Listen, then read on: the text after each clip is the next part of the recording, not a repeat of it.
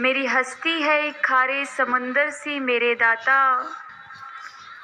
मेरी हस्ती है एक खारे समुंदर सी मेरे दाता। तू अपनी रहमतों से इसे मीठी झील कर देता है। तू अपनी रहमतों से इसे मीठी झील कर देता है। शुक्राना हुजूर सदगुरु माता जी का, ब्रह्म ज्ञान जैसी अमोलक दात हमें बख्शी। शुक्राना मालिक का, हर पल अपने चरणों से लगाए रखा। कि सत्संगत इस शुक्राने की लड़ी का कोई अंत नहीं है। इतना हुजूर सच्चे पातशाह ने हम सभी की झोलियों में बख्शा है। फिर सत्संगत जी ये शिकायत कैसी, फिर क्यों ये मन में शिकवे आते हैं, क्यों और भी कुछ पाने की चाह मन में बनी रहती है कि कुछ हासिल हो जाए तो हुजूर और ये भी बख्श दो, कि माता जी ये भी हमारी इच्छा पूरी कर दो।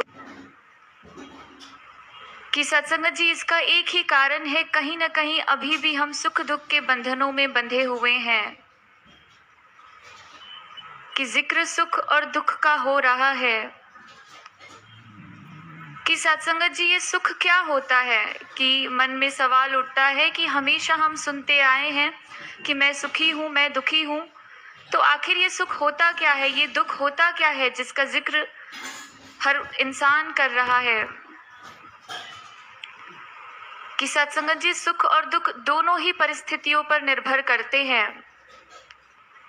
कि आज परिस्थितियां अनुकूल है, हमारी इच्छा अनुसार कुछ हो रहा है, जैसा चाह रहे हैं वैसा हो रहा है, तो सत्संगत जी हम सुखी हो जाते हैं, हम खुश हो जाते हैं। और दूसरी ओर जहां हमारी इच्छा के विपरीत कुछ हुआ, परिस्थितियां प्रतिकूल हो गई, दुख की अवस्था उपस्थित हो जाती है। तो क्या परिस्थितियों को हमने अपने सुख और दुख का आधार बनाया हुआ है? क्या हमारे सुख और दुख की चाबी परिस्थितियों ने ले रखी है सत्संगत जी? कि जीवन का ये अटल सत्य है कि परिस्थितियां परिवर्तनशील है।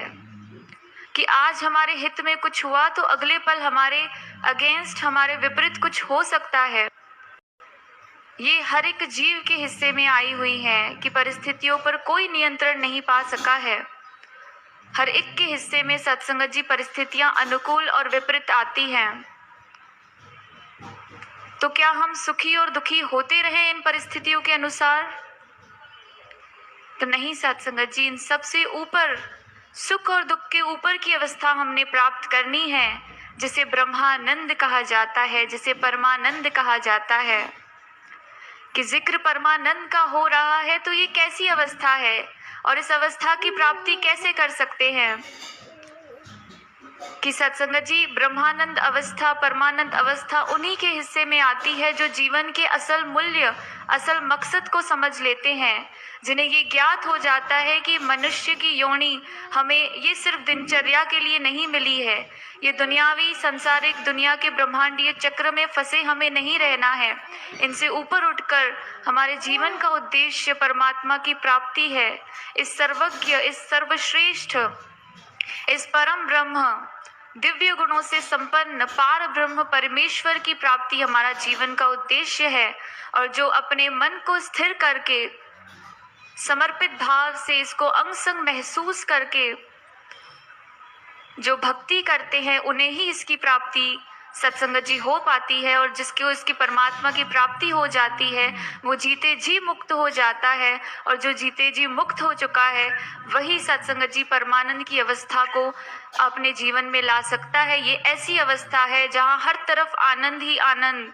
आगे परिस्थितियाँ कैसी हो रही है इससे कोई फर्क नहीं पड़ता उस जीव को जो ये अवस्था प्राप्त कर चुका है। सबसे पहले हमने अपने मन को स्थिर करना है।